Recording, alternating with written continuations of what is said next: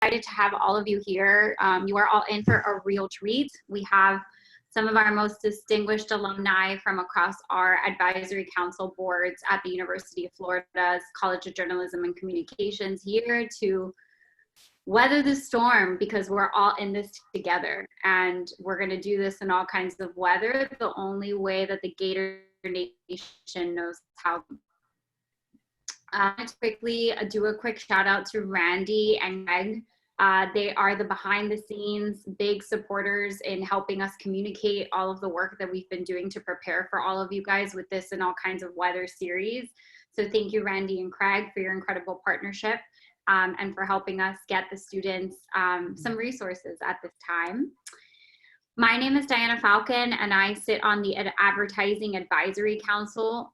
We have members from each of the advisory councils, which is one of the first times we've ever done this, which is really exciting, across all of the majors of the college.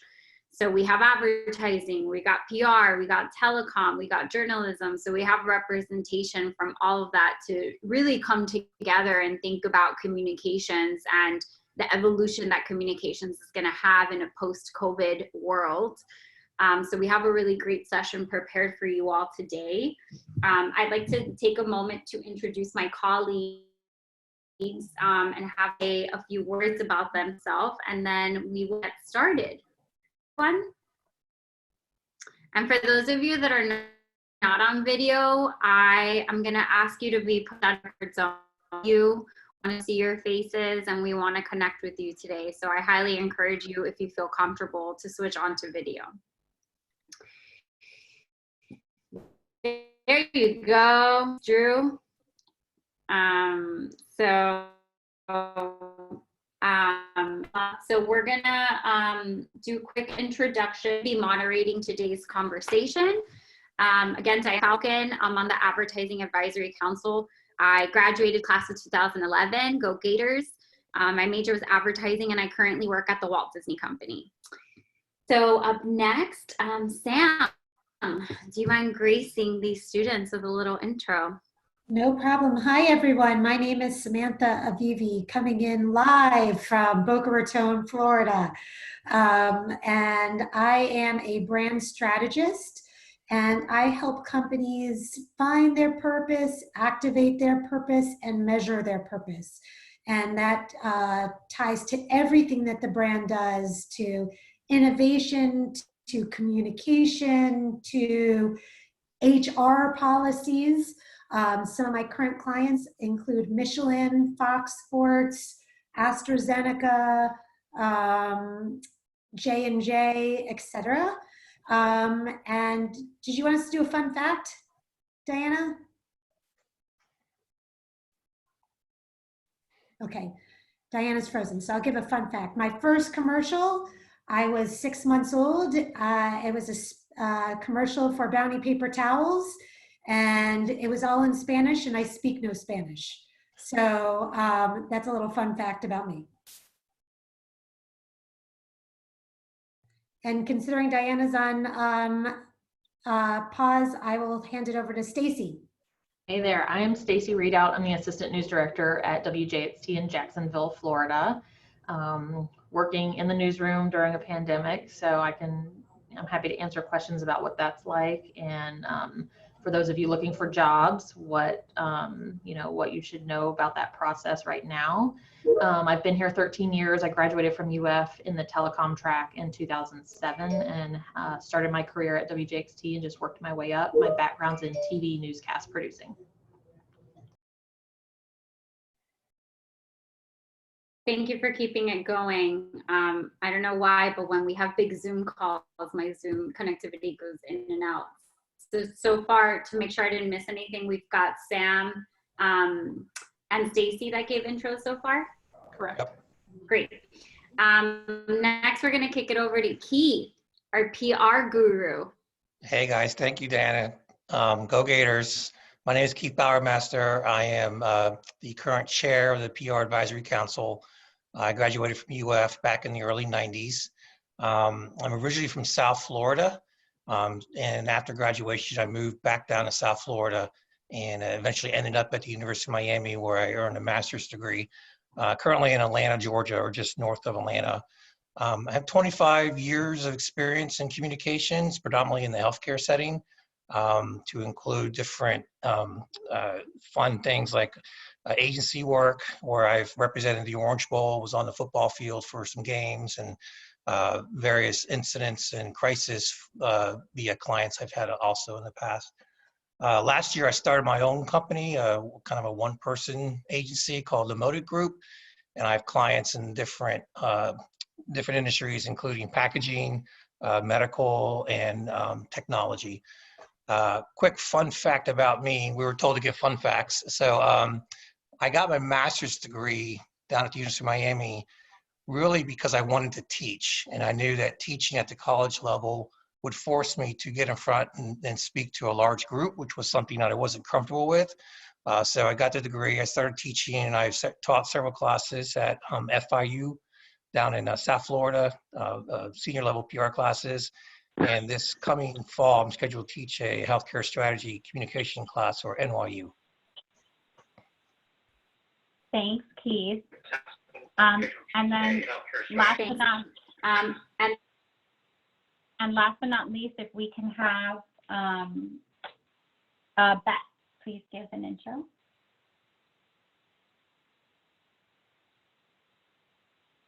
Beth, I'm sorry, you're on mute. Randy, you might need to unmute handle SKASS. Yep, there we go. Did I do it? Okay. Hey everybody, I'm Beth Kassab. I'm with the Orlando Sentinel. I'm an editor here at the newspaper. We are pure eyeballs and pandemic coverage, and we have been for a good 6 weeks now. Our entire newsroom has gone remote, except for people coming in every day to film a daily live show that we do every day, Monday through Friday at noon. So this has really been an interesting experience, a learning experience for all of us. And it's just been a really exciting and important time for local journalism and for showing our readers the value of local journalism. I graduated from the college in 2000. I was the editor of The Alligator in 2000. I've been a reporter, I've been a columnist. I've always worked in Florida journalism, and Florida is the best media state. So I've just loved every minute of it. Despite the challenges in the industry, it's still a job that is so much fun every day and really, really rewarding. Let's see, fun fact about me is, let's see, aside from being editor of The Alligator in college, let's see, I didn't have the most exciting extracurricular. If there's any Alligator staff with us, they would know there wasn't a whole lot of extra time for that. But I love yoga, I love reading, and I've got a puppy and 2 small kids, so they keep me busy.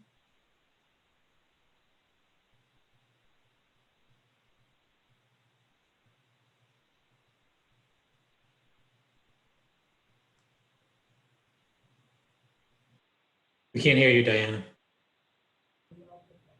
Oh, sorry, I was on mute. Can you hear me now?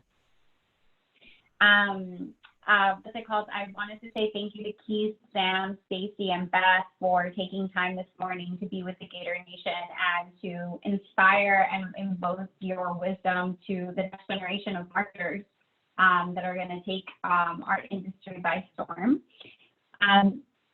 So I'm going to kick us off in a little bit of a conversation. I'm going to share my screen. And I want you guys to see, I just put in the chat, I don't know, are you guys familiar with Cantor Insights on the student side? Trying to seeing some no's. So Cantor Insights is one of my favorite publications. They do a ton of in 2050, this could be a thing. So they really are big futuristics, and they think really far out and really big. And I highly recommend for you guys to check out this webinar. I think there's a lot of people just doing stuff online, and this is the best one I've seen to date in doing predictions around, as an industry, where we're going after COVID.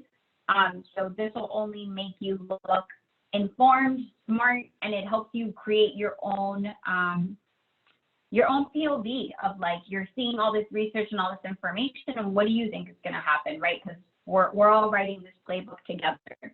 So I wanted to give you all that as a resource to check out. It's about an hour, but it's one of the best that I've seen. So I highly recommend for you to check it out. Here's a sneak peek of what it is. And something that I wanted to talk to you guys about today is really understanding the place where communications kind of is falling, and that's the whole purpose of this session, how communications is going to show up.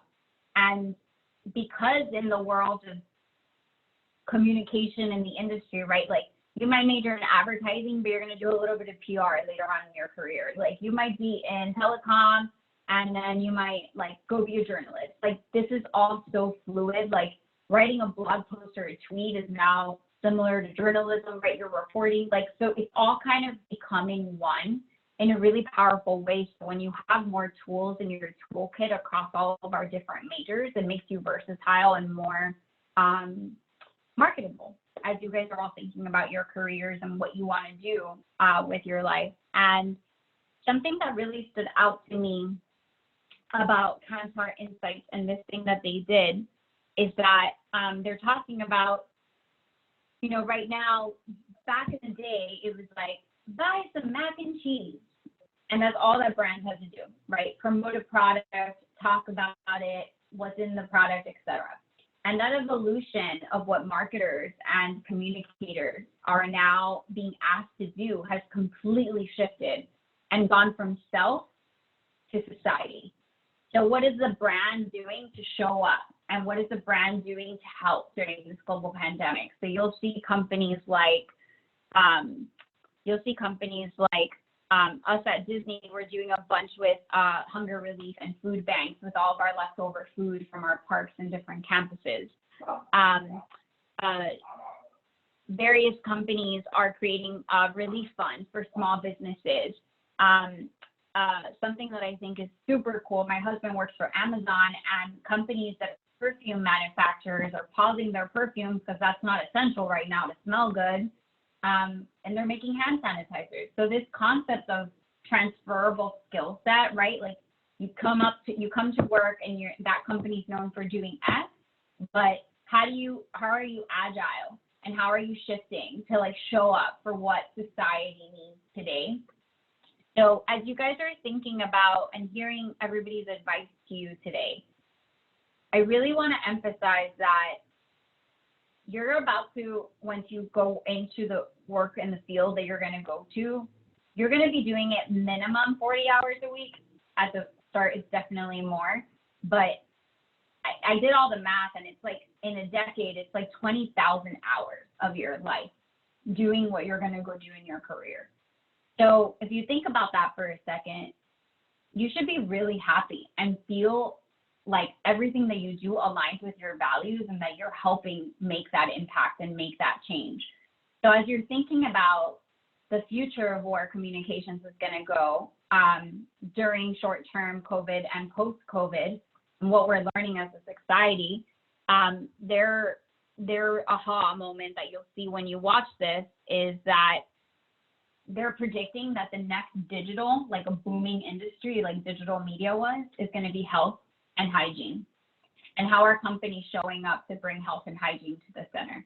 So I wanted to drop that nugget to just let you absorb it, watch this webinar, and just really be conscious to listening and being really open-minded. You might be in a PR track and you might go do PR for a production company after this, like, right? Like, so the intersection of it all and the transferable skill sets is something I want to give you all as advice to think about as you embark on your careers. So the first question that we have up, we have 3 kind of little sections that we're going to do, and then we're really going to open it up to Q&A because we want to hear from you guys and what are your questions that you have. Throughout this entire session, please feel free to chat in everyone in the Zoom chat as questions come up, as you hear people talking of our panelists, like, oh, I really want to know more about that. Like, type in that question just so that we can start queuing those up for the Q&A. So we're going to talk about learning for a second in our respective kind of fields. So we're going to do advertising, PR, telecom, and journalism. So starting with Samantha for you know, across all the communications levers, what does brand purpose mean right now in the communications industry, and how are brands, how do you think brands should be showing up in that space around brand purpose, and how does that align with the students' careers and as they think about what brands they're going to work for and how they show up? Yeah, so great transition for me to go first, because this Kantar research study that you just talked about societies and brands being expected to do well for society. That's what I do. And what I know to be true, having done this for many years, are brands that do well for society that is disconnected to the brand, it's confusing to consumers. So just to do well for society, but not tied to your brand, it causes a disconnect. So there are a couple of brands that are doing a great job that I would highly recommend you look at. So for example, Nike is giving free usage of their workout app. As we're all connected inside, that is truly tied to their brand purpose, all about making people feel like they could be the best athlete they could be. Another one that's doing a great job is Dove. And I'm not sure if you've seen their latest campaign about Courage is Beautiful, but they are featuring all of the healthcare workers and the marks that are being left on their faces and their arms, and they're due to the protective gear that they're using. And at the same time, they are donating their product because they recognize that that is true beauty. So those are two examples of brands doing a beautiful job of bringing to life what Dayana was talking about in a way that's true to their brand.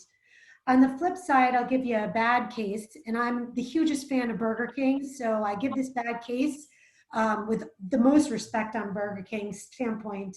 But if you as a brand make a promise that's good for the society and you can't deliver it, you're in a lot of trouble. And I am a partial owner of a software company that tracks purpose impact on business results. And Burger King has recently made a promise that said that they would give free meals to kids that were on school lunches and couldn't get those school lunches anymore. The problem was they couldn't deliver it. And Burger King's equity has gone plummeting down. So while Burger King is known for affordable food, if you can't deliver on a promise that you make, even if it is tied to your brand, you could expect issues in your business. And so I would expect that to be a couple of examples of what you'll see going forward is, as exactly as Dayana said, brands doing good for society in a way that is tied to their brand differentiator and in a way that they could really deliver on rather than just make promises, empty promises.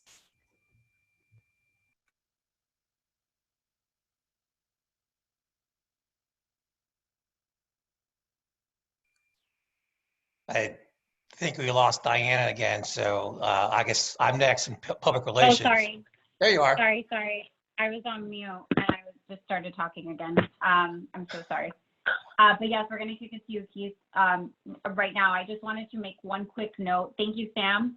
I just added in the chat 2 of the press articles around some of those campaigns so you guys can dive deeper and see examples of what Sam was explaining, just so that you guys can check it out. So up next, thank you, Keith, for keeping the ball rolling.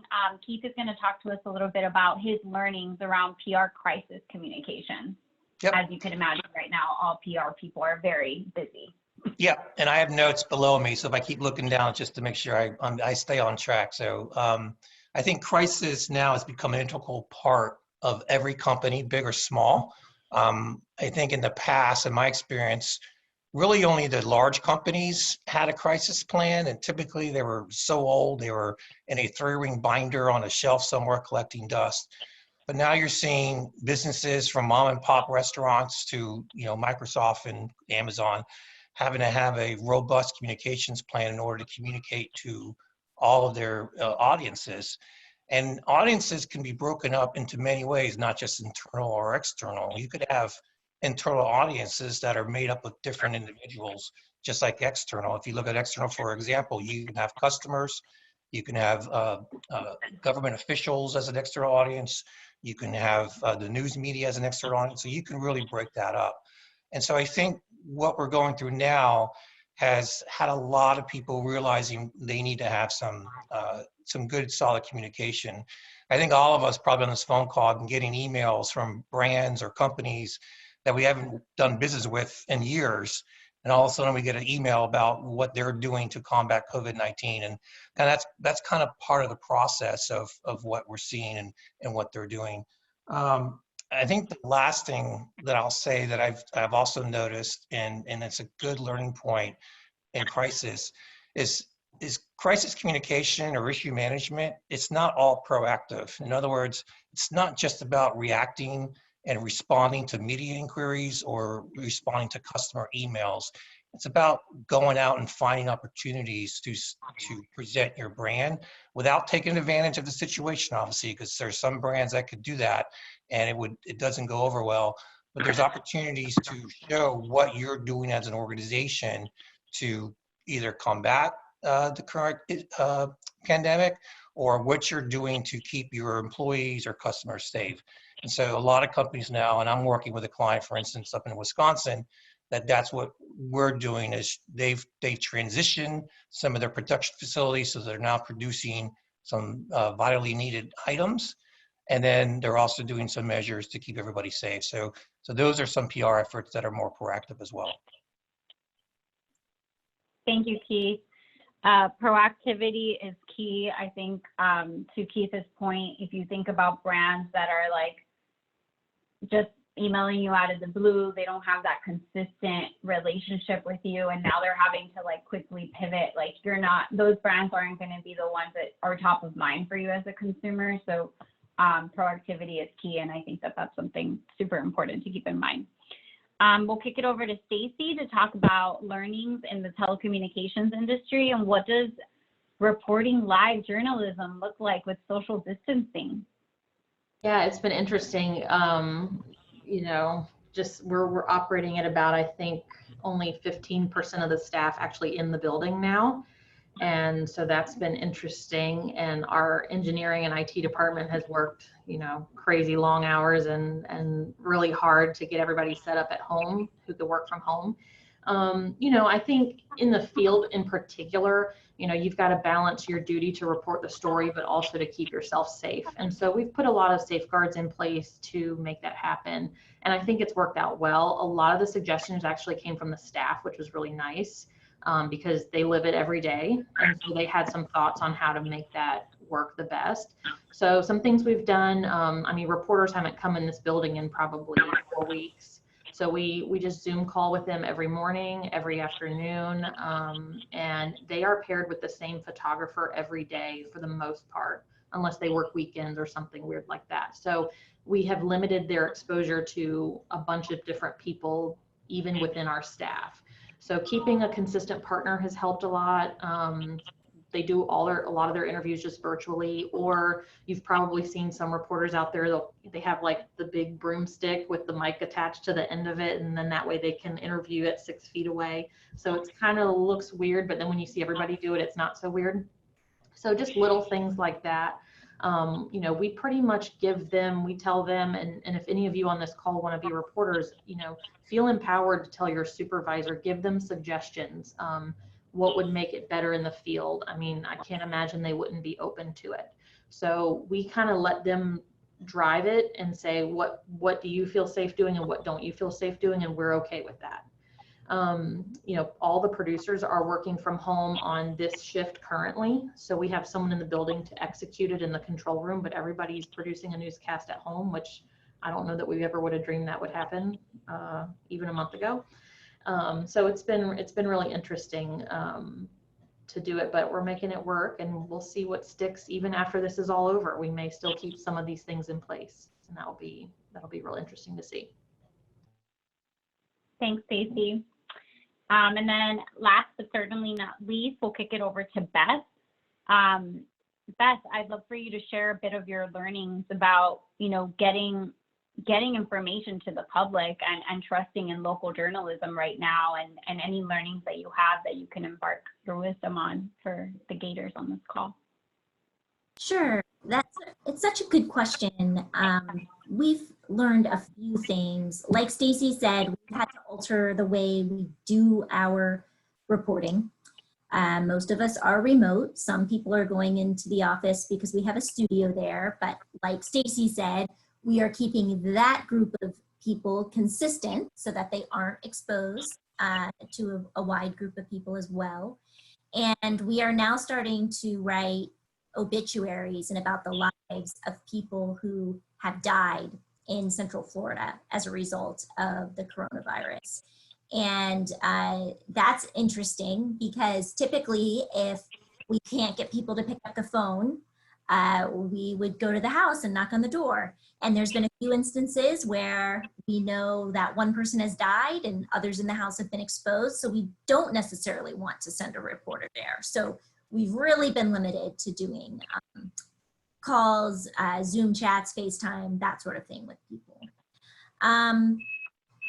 But as far as trust in news, I think those types of changes are what we are taking some extra time to explain to our readers about. We want to be really transparent with people. We want them to know that even though this is going on and it's hard on everyone, including our own families and the families of all of our journalists on staff,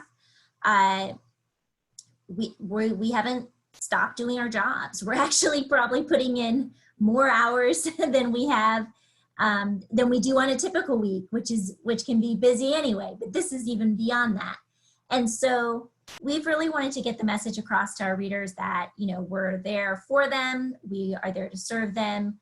We are the way they can find out about what's going on in their local community, good, bad, and ugly. We are not, just parroting what the public officials are saying. We're checking them on facts. We're providing some needed watchdogging work on how some of the funds are being spent through the CARES Act and through other state and local sources. And we think that is the kind of work that people want. And we see that show up when we look at our new digital subscriptions, when we look at the stories people are spending the most time on, when we look at the stories people are most engaged with. We look at all of these metrics every day, and the results are really encouraging. I think the journalism business spent a lot of years maybe trying to be something else. And it turns out, no, what people actually want is real news, journalists who have real critical thinking skills and are asking the right questions and not just taking what a spokesperson says. And that is, that's what we do best. And it's what we pledge to continue to do for our readers. So it's a fun job. It's a lot of work, but also a lot of fun. I really do miss being in the newsroom though with my colleagues. Yeah, that power of human connection. I feel like my husband is actually not a people person. He just hates people. It's really funny because I'm very social and he's not. And even he's missing people. He's like, oh, yeah, I'm missing people. So thank you all for sharing all of those learnings. I hope that was helpful. Again, I encourage all the students, as you have questions when these come up, if something sparks your interest, step out of your comfort zone, write it in the chat so that you can hear directly from our alumni on their ideas and their advice for this. So the next section is our crystal ball prediction. So I'm gonna act like I have a really cool animated crystal ball to make it at least bring a smile to some people's faces. So we're gonna go down the line. Each of our speakers are gonna kind of spend 1 minute sharing their big out of the box predictions of how COVID is gonna impact the communications industry and professions. It's not gonna be what it would it always, it's not like, oh, okay, now this is over, back to how, like, there's going to be significant change. So we'll go in the same order. Sam, what are your predictions? What's your crystal ball? So my crystal ball, I sort of alluded to this earlier, is brands that execute for society in a way that is true to why their brand exists and has existed in the past, and do it consistently will win. Brands that do a left turn and all of a sudden do things for society that seem out of place for that brand, and or they make promises that they don't keep, will have lots of trouble going forward. Awesome. So brand purpose will win. Thank you. Keith? I've actually got two. I've got the one we discussed the other day and a new one in some research I've done. So the first one is transparency. I think we're going to see a lot more companies be more transparent in their actions. I think with this new wave of super communication that's going on between companies and their audiences, they're going to continue that moving forward. And I think you're going to see a little bit more transparency, kind of a peek behind the curtain. And the second one I think we're going to see quickly is a generational shift in the workplace. I think, and this is from just talking to a few folks, I think there's going to be some of those who are older and can retire, whether they can afford it or they can choose an option to kind of transition out. I think they're using this time to reconnect with their family, and they're enjoying it, and they're kind of getting a quick taste of what retirement would look like. So I think you're going to start seeing perhaps some of the older generation workers maybe start, kind of retiring early over the next couple of years. Super cool. Thanks for sharing. Stacey, what's your crystal ball prediction? I just think newsroom organization and planning, I think this will really impact that. I mean, I think newsroom people, news people have to be really flexible anyway, but I feel like this has made us even more flexible and kind of made us look at, do we really need everybody in the building at 9 a.m. for this meeting? Maybe we do keep up the virtual meetings because it's easier to assign that, it's easier for them to leave from home than the station. I don't know. We're going to kind of work on our plan next week here of what we want to keep and, what we want to get back to. And so I think a lot of newsrooms are trying to figure that out right now, but I think it's just going to make us a little more flexible, and because now we've been able to see what we can really do. Whereas before, I think it was intimidating. So this has kind of forced us to figure it out. And so, I think even just as something as simple as pairing the same crew up every day, I mean, that alone will take out a lot of time in the planning process with the assignment desk. So I think it's going to be a lot of little things in newsrooms, but I think it's going to, now we know we can do it, and it's going to make a big difference, I think. Thanks, Stacey. Beth, what's your crystal ball prediction? Sorry, I was fixing my mute. I agree with Stacey. I think this event, as bad as it has been, has really opened up the eyes of newsrooms. These are traditionally groups of colleagues who really rely on being in the same room together, bouncing off of each other, having a lot of meetings to talk about stories and planning. And this has certainly shown us we can do that remotely. So I think there are things we're going to keep as a result of that. But to get a little bit beyond that, I think we're going to see a resurgence in reader habits. I think this event has affected every single person on the planet, and people have really relied on local news to tell them what's going on. And so perhaps I'm being overly optimistic after a number of years of pessimism in journalism, but I do think that the value of what we do will get a lift out of this. And I hope that's not just wishful thinking. I don't know if the business model will actually get a lift, and that's a whole nother question, but I think journalism itself will. Thank you for sharing. So as a recap, it was brand purpose, companies being more transparent, generational shifts in the workplace of those retiring and making more opportunities for people to grow in their careers and more generations to enter the workplace, newsroom organization flexibility, and direct-to-consumer subscription for local journalism. I'll add this into the chat so you can kind of keep those as notes and just think about that as you're thinking about what you guys want to do in your career path. So want to give a huge shout out to Brenda for being our first student to put in a question to our panelists.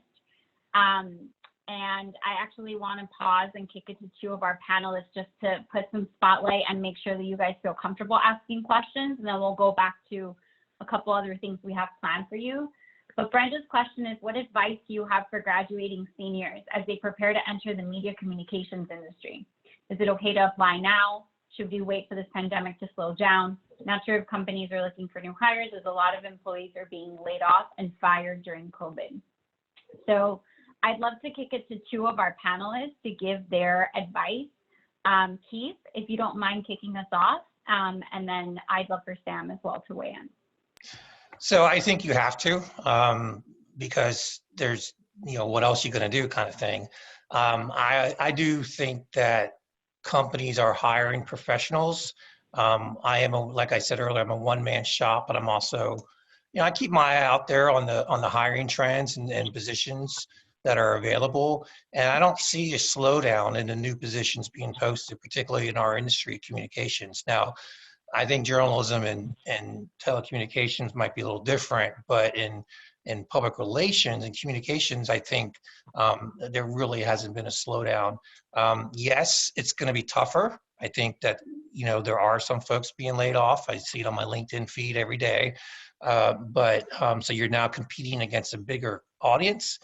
But I think you just gotta get out there, and if you can take an internship, whether it's paid or unpaid, and just to get that experience, anything you can do to position yourself as one of the top candidates, that's what you have to do. Yeah, and thank you, Chief. Yeah, and my perspective is you guys are in a wonderful place. You're very lucky in that you don't have kids, you don't have spouses, you don't have large bills. And the people that are being laid off tend to be senior management, middle management, likely the junior folks are laid off. But guess what happens? After this settles down, and it's not going to be that long, work is going to start picking up again. They're going to look to be hiring. And because you guys come in significantly cheaper than everyone else that's been in the workplace, you have an advantage. And so what I'd say to you right now is your preparation time.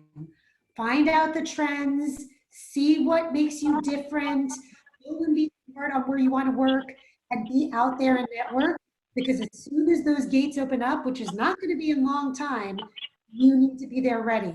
And so don't be licking your wounds and how sad that you've missed this graduation, or I have a daughter who's about to do missing a lot of things. I'm like, oh no, this is your opportunity to get ahead of everyone else. And I would encourage you to take advantage of those times for all those other people that are licking their wounds. You can get ahead. Thank you. Thanks, Sam. And thank you, Brenda, for being our very brave first person to ask. Shout out to you, Go Gators. And now the questions are pouring in, so people are getting more comfortable. I loved your Gator chomp right there. We'll have to do like a full-blown Gator chomp at the end of all this.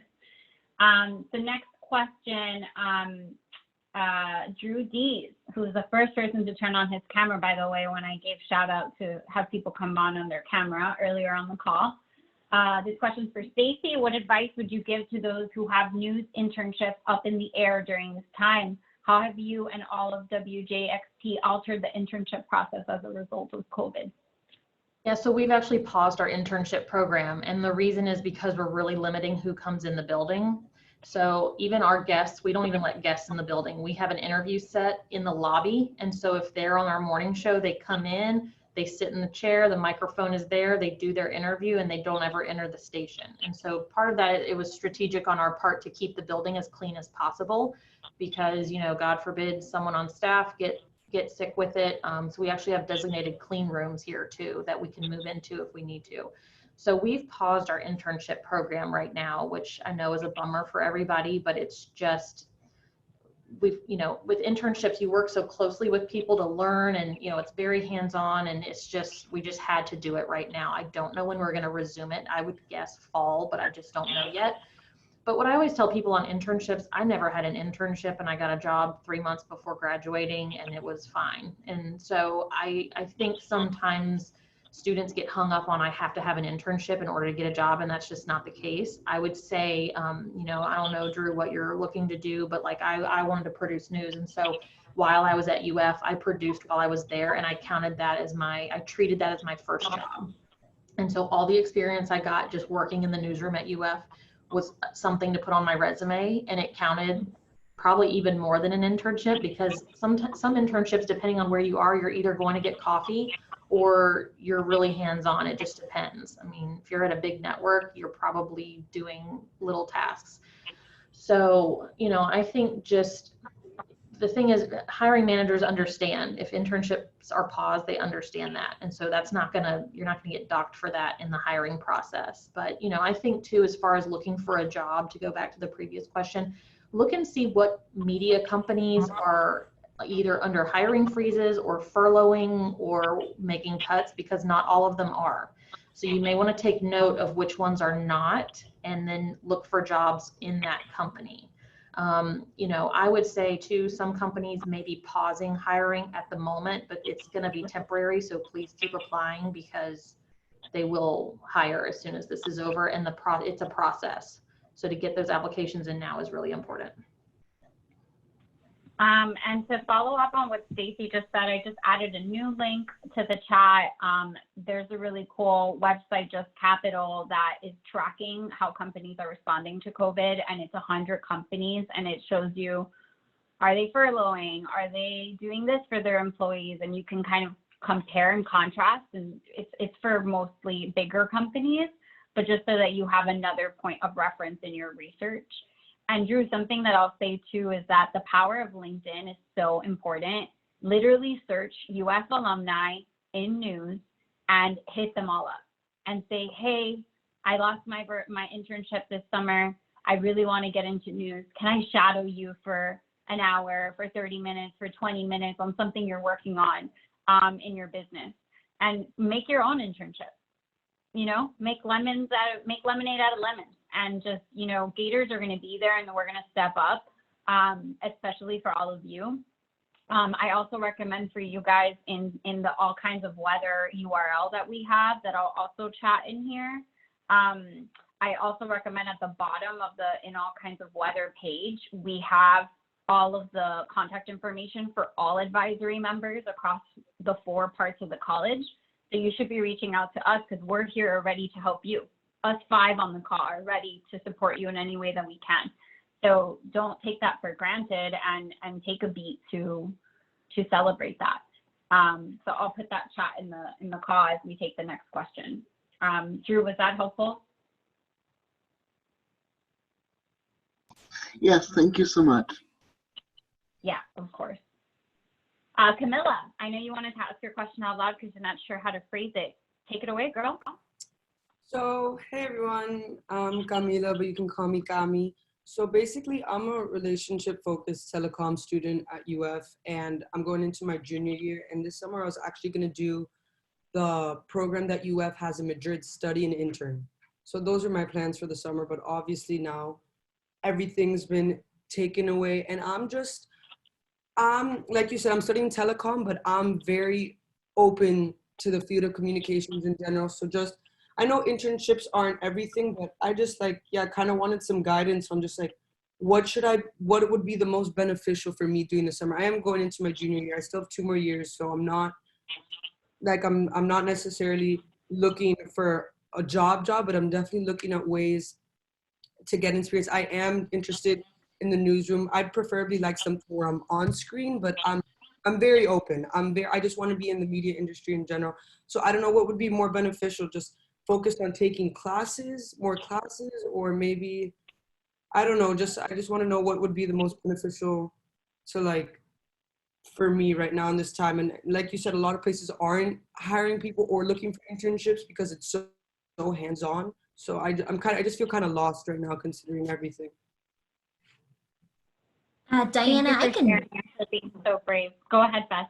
I was gonna. Yeah, I was gonna say, I've continued to be impressed with the work coming out of UF, especially the fresh take students. That's a wonderful immersive experience. That everybody at the INC. These are all great ways to, work for WUFT. Both the website and the TV side, I think, are great ways to continue to get experience, as some internships have been canceled. At the Orlando Sentinel, we kept our internship program in place. We are going to welcome our interns, including one from UF this summer. But we have let them know that they may need to work remote for part of the summer. And that is a bummer. There's no way around it. But we will do the best we can to give them as much face-to-face via our video conferencing as we can, and to help them out with assignments. But they will still get the chance to be on assignment and do really good work. We hope that at some point we get back into the newsroom as well. So that's hopefully something to look forward to. But yeah, take advantage of the incredible immersive experience that the college offers. Even working for, I shouldn't say even, I mean, I'm a big fan of the Alligator, but it's not technically part of the college. But working for the Alligator is a great thing to do too. They're doing, not only traditional prep, but they're very focused on digital right now, data visualization, even some video work as well. So don't count out what you might think of as legacy print. Orlando Sentinel is legacy print, Tampa Bay Times is legacy print, but all of us are doing video. When we're not in pandemic times and the before times, I was hosting a show for us one day a week. And I'll be doing that when we resume, when we're back in the newsroom. So there are just a lot of skills that are beyond what you might think of as the key skill you need for the organization. Know that all of these places are absolutely, front-facing digital now. And if they're still printing a newspaper, I can guarantee you that is not their primary focus. But it is still a way they make money, and it's still a way we can communicate and reach our audience. So we still do that. But keep your mind open as to, what may be out there for you. Okay, thank you. Thank you, Beth, for sharing. I actually, a lot of other questions that have come in, I think would be helpful if we kind of go back to a question that we had kind of in queue for each council member to answer in 30 seconds each, just so we have time to get to the other questions.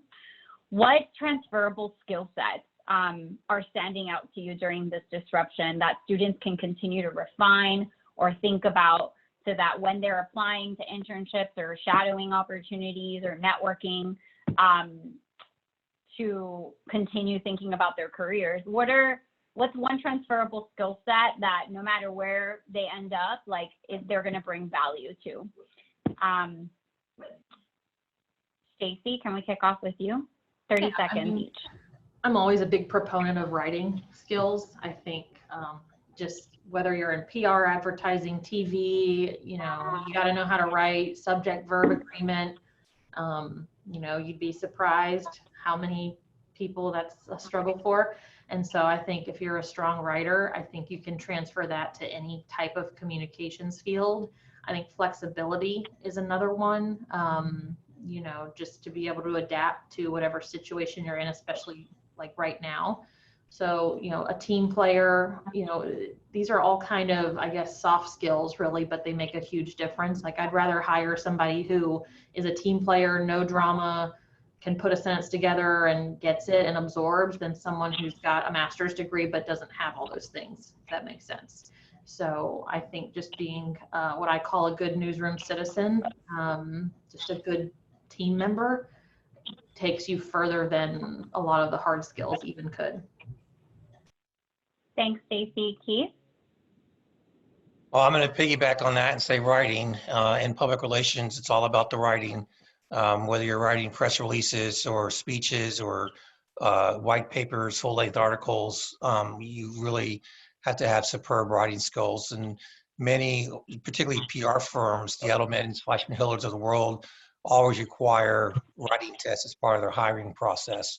So, so I think anything you can do to continue writing, whether it's at the agency there on campus or for the alligator, and have hard samples to share is always a plus.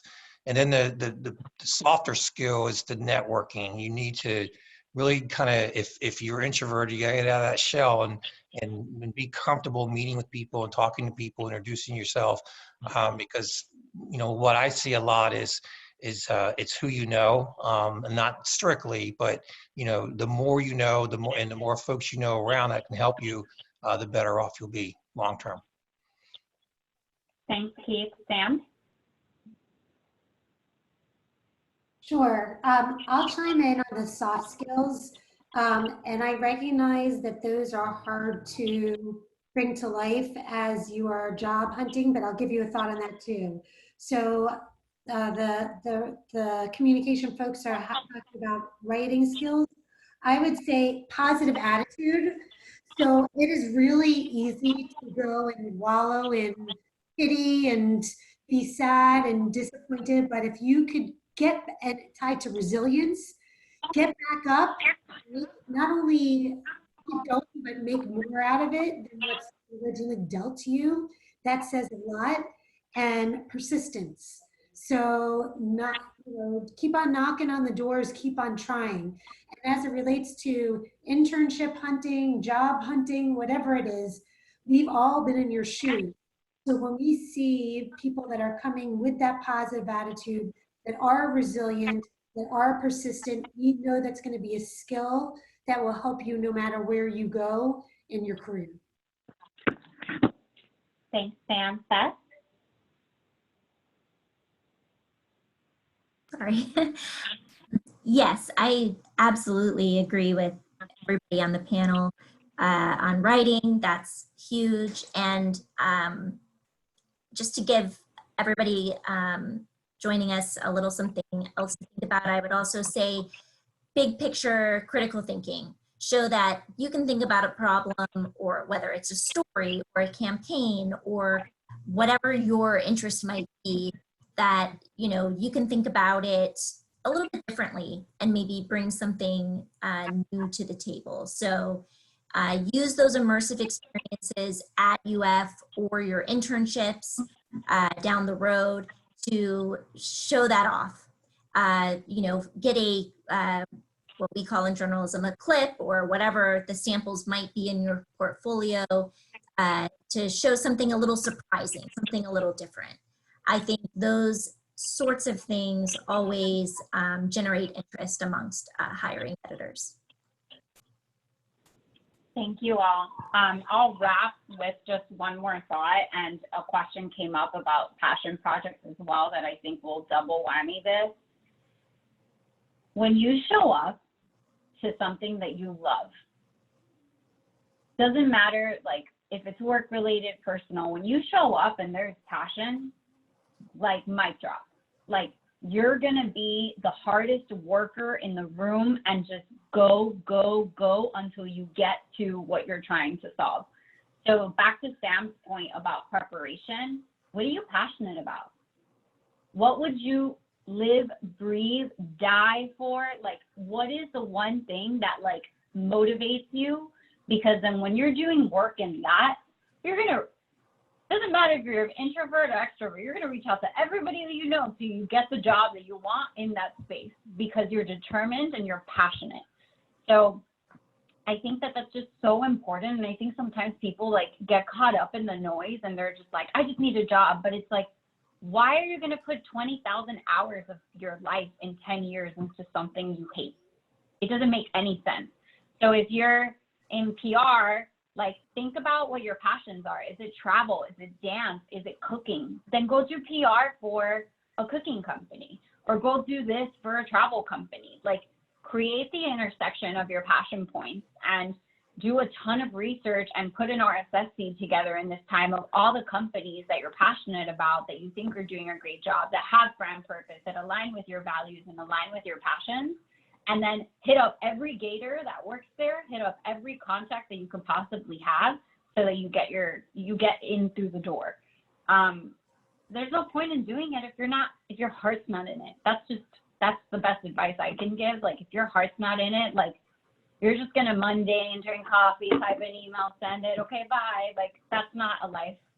That's not how I want to live my life, and that's not how I practice mine. So I hope that inspires you guys to live your lives full of passion and intentionality. So the last question I want to go around and ask the group is, what areas of opportunity do you think are going to happen after this? My mind goes to like the e-commerce businesses of the world, like food buffets might not be so sexy in the short term, like not sure what's going to happen there. Like, so like, what is your advice to the students on where is their opportunity? Let's end this on a high note. Like, where should students be looking? What should they be researching? If you can give each of you like 1 minute each, and that'll get us to the 12 o'clock mark or 3 p.m. East Coast. What is your advice of opportunity that students should be thinking about for their careers and their lives post-COVID? Sam? Well, I'm going to go with the obvious one because I'm the first one out. Health. But when I say health, it's not only physical health, it's emotional health. And so that includes everything from sleeping to being joyful to staying safe. So healthcare is going to be booming. Thanks, Sam. Boom in healthcare. Keith? It's kind of a tricky question, but I think you all have a unique perspective on COVID-19, and your generation and what you're dealing with has its own unique insights. Just like my generation and what I'm dealing with is a different perspective, and so use those learnings, use those perspectives to help shape who you are and help kind of guide your path and find your point north. And and know that that's who I want to achieve to be. We're all dealing with first world problems, large and small, right now. With whether we can't get toilet paper or we can't have our favorite ice cream, on Friday night or whatever. So, I think there's obviously some people are dealing with much more serious issues, and so if you are, how do you channel that? And how do you make it a purpose now for you? And how do you drive from there? Thanks, Keith. Stacey? Yeah, I saw this graphic on Facebook, this post that said, hey, high school seniors, look and see who's still working right now. Those are essential jobs. So I thought that was, I like that. I mean, look, I will say in news, I feel that we've become more essential than ever. We kind of consider ourselves first informers because the community, they've got more time on their hands now, and they're really turning to us. And we've seen just skyrocketing numbers in terms of our digital audience and even television too, because people are home more now at 5 o'clock than before. And so I think, I just think when you have a service that people need to feel connected, whatever that may be, I think that's a great industry to be in. And so I feel secure, not every company, I mean, I'm very fortunate to work for a really good company. I know it's not the case for every person working in news, but that's why I was saying earlier, really do some background on the company, the parent company of whoever you're looking to work for. Google them. I mean, there'll be stuff in the trades you can find on them, and just kind of do your research on that, because that will kind of give you an idea of what your future and what issues you may encounter with them or not. And so just do your background on that, and you should be good, I hope. Thanks, Stacey. Beth? Yeah, I mean, this is definitely an opportunity to, it kind of goes back to one of the earlier questions when we talked about making the most out of the situation, as bad as it may be. I really agree with Sam who said, you know, some people are going to wallow, you're not going to use this time productively, but you can. And you can show your resilience. I think resilience and people who can maintain a good attitude and who are good in a crisis, you know, those skills are going to be really valued.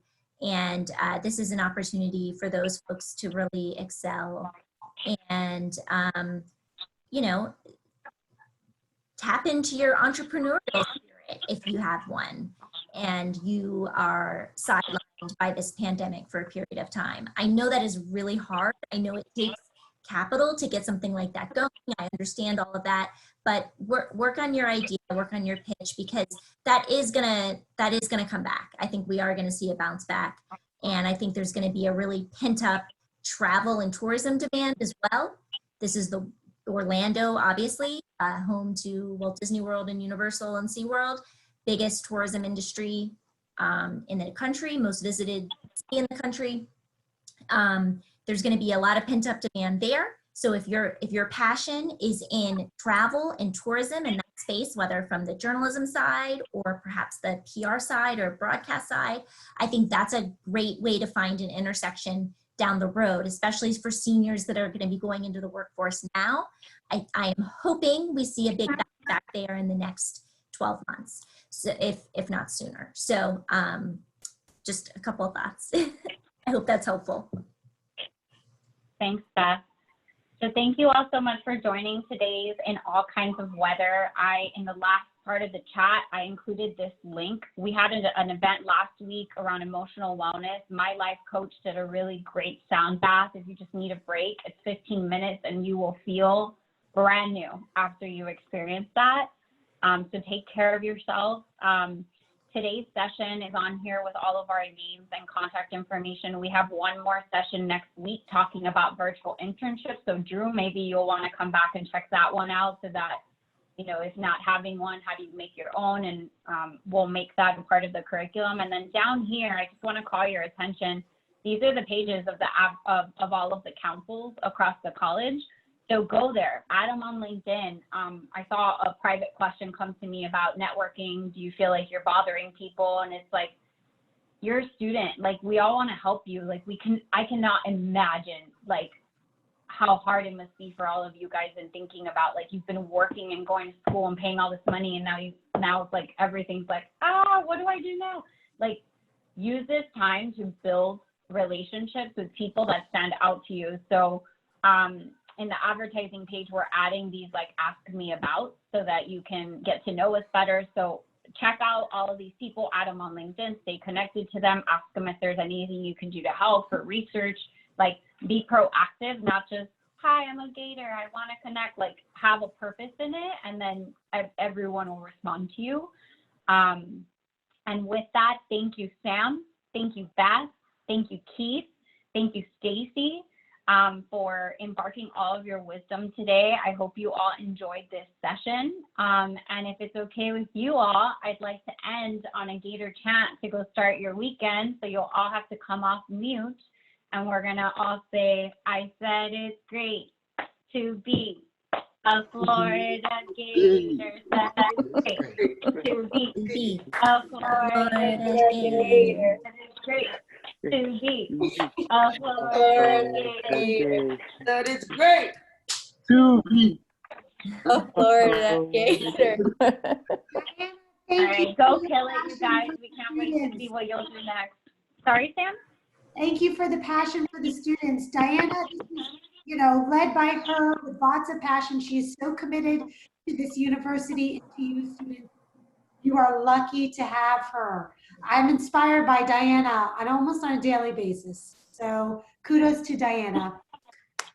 Yay. Yes, thanks, Dayana. Thank you. Bye, Go everyone. Gators, go crush it, be resilient, Thank you so much. be proactive, Stay go safe and healthy. persevere, go stop, go Gators.